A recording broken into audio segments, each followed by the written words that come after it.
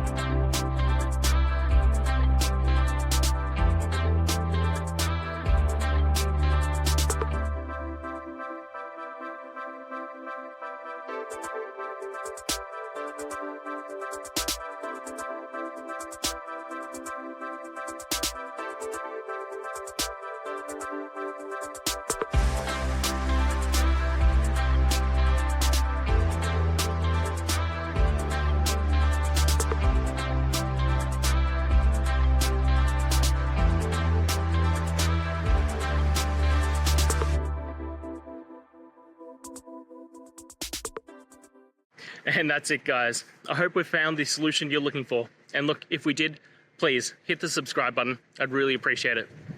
And until the next time you need technical help, I hope you have a good one.